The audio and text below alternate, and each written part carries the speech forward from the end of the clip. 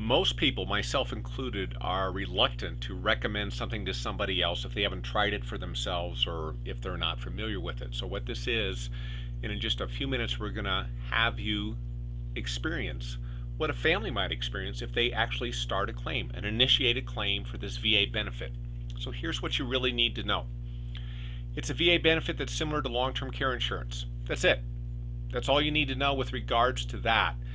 If a family walks into your community for the very first time and you've asked them the question as to whether or not mom or dad is a veteran or the spouse of a deceased veteran, they say yes, this is how they could find out in just 5 minutes whether or not they have that particular, or they're eligible for that particular benefit, and if they are able to submit a claim at this time. So if they want to watch this 2-minute and 46-second exclamation from Brian Williams of NBC News, they certainly can. If not, they can go ahead and we invite you to go ahead and do this yourself.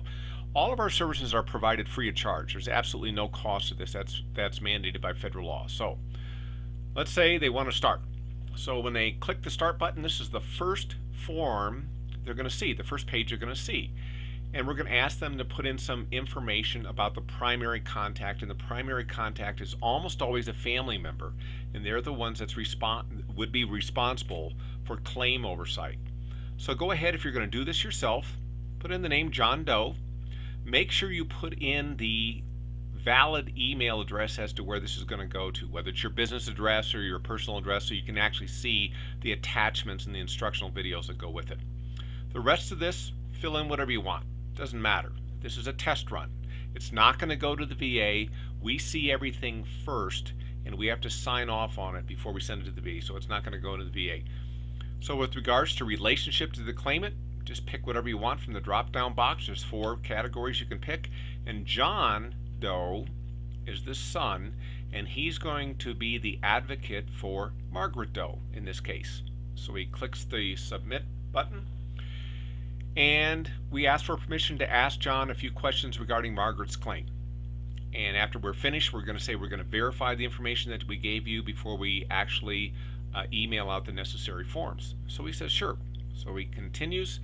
First question. All the questions are yes and no, and I will tell you right up front, there are 5 questions, yes or no. And it's just that quick. And if they answer no to any of those first 5, apparently they're not eligible, and we'll show you what happens in that case. So this is the first one. And he says, of course, the claimant is over the age of 65. Second one, he says yes as well. Third, that's a yes as well. The fourth one's a little more detailed, talking about these specific times the veteran was in active duty, and assuming that he knows that and he can pick one of these categories here. He's read the question and he says yes to that. Goes on to the 5th question, and at this point in time we know that the claimant is eligible. The 5th question pertains to whether or not they can actually submit a claim at this time. So what the VA is looking for in all of this is prove your case.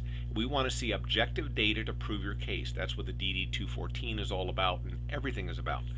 So let's assume in this one, just for the sake of argument here, that he selected no, John selected no, and then anybody that said no to the first 5 questions would be getting this notice on this page, and it says apparently the claimant's not eligible. But if you think this is an error, you can email us, or you could click here to see a short video as to what is important for a successful claim. So let's go back. Assume that John clicked yes to question number 5. This question number 6 has nothing to do with eligibility. As you can see, answering yes or no is not going to affect their right to file a claim. It doesn't matter. Put in anything that you want. This is a test run. This is just a marker for us because it indicates to us that, and it only happens in about 10% of the cases, that the claimant's liquid assets may be an issue where they need to look at this and maybe do some reallocation prior to the time they fill out the forms. That's all it is, just a marker for us. So he says yes. He clicks next. Margaret is going to be applying as her surviving spouse. This is the surviving spouse confirmation, and we're going to verify everything again, just like we said we did. So you put in John Doe. Again, put in a live email address so you can see what they see. Fill in anything else for the rest of this. And when you get down to the last two, the referral source and referral email, those are not required fields, but put in whatever you want in the drop-down box, and again, put in a valid email address that goes back to you so you can see what the thank you is like. He clicks submit. He gets a congratulations letter. And apparently, Margaret satisfies all the criteria required by the VA to initiate a claim now. So everything has already been sent to the email that he indicated. So if he checks his email, this is the email he's going to get. It's personalized. John, this is regarding Margaret. She's applying as a surviving spouse. This would be the maximum monthly amount that she would be eligible for.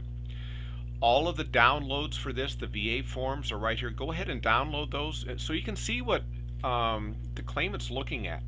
And when we tell you there's very sensitive family information in there, confidential family information in there, you'll see what we're talking about. And that's why it's so important to have somebody acting as a fiduciary that is accredited with the VA to handle this. They can click here to get a very short video on this. And then the next screen is this would be the thank you note that the referral would get. And you notice that it's not personalized. There's no mention of the claimant or the primary contact, and that's for confidentiality. But there's 2 hyperlinks here to our website, and that is it. So try this out. See how simple, fast, we've truly revolutionized this whole process at getting this done very, very quickly. And it's easy to do. It's absolutely free. Forward this on to anybody that you know and experiment with a little bit. Nothing will happen. It's not going to go to the VA. Just see what they see.